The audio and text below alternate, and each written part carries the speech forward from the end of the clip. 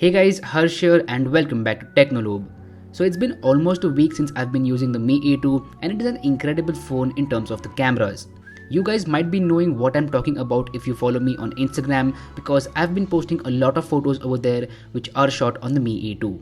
So if you are not yet following me on Instagram, then definitely do so because I do post a lot of photos over there shot from various smartphones. With that out of the way, today in this video, let's find out whether the Mi A2 works as advertised in terms of low light photography. Without wasting any more time, let's begin.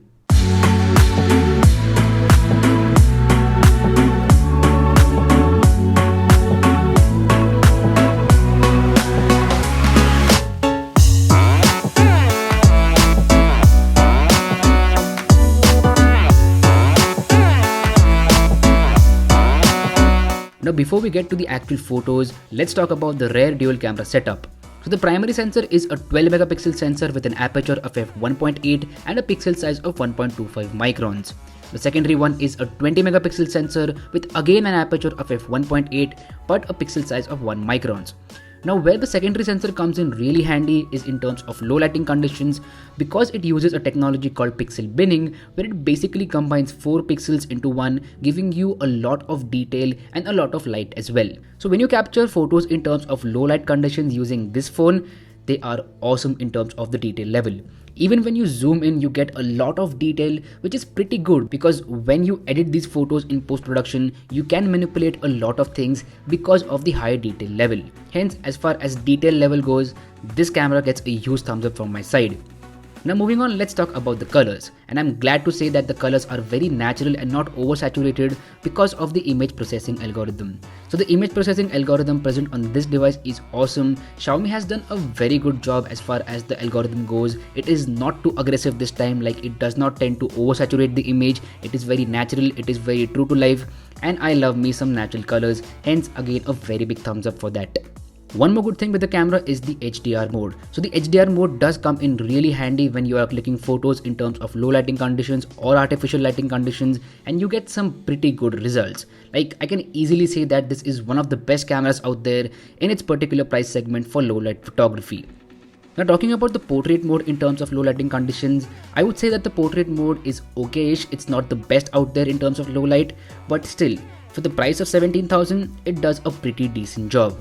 The edge detection is awesome, but the background blur is a bit too off in low lighting conditions, and as I mentioned, it is okay for the particular price point. Now moving to the front camera, it has a 20 megapixel sensor which again performs really well. You get a lot of detail in the photos which is very much necessary for selfies, and in terms of low lighting conditions you get some awesome results. Now this phone does come with a dedicated selfie light that is a front facing flash which comes in really handy when you are in extreme dark conditions like in a car, or if you go out to a party in a pub or something like that, then you have extreme darkness conditions. There the selfie light comes in really handy. But if the lighting is good enough, then you can get some pretty good results without the selfie light as well. So that gets a huge thumbs up from my side. So overall, this trend is being followed in all the photos in terms of low lighting conditions. Lot of details, natural colors and great dynamic range. So what else do you want at the price of rupees 17,000?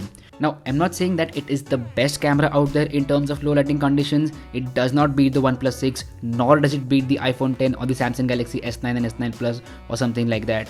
But for the given price point, it is definitely one of the best cameras out there when it comes to low light photography. Xiaomi was comparing this phone directly to the OnePlus 6, but I would say that is not at all fair because this phone comes for half the price of OnePlus 6.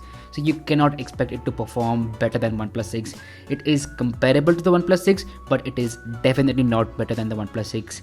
So there you have it. So anyway, that's been it. I hope that you liked this video in some way or the other, and if you did, then make sure to smash that like button.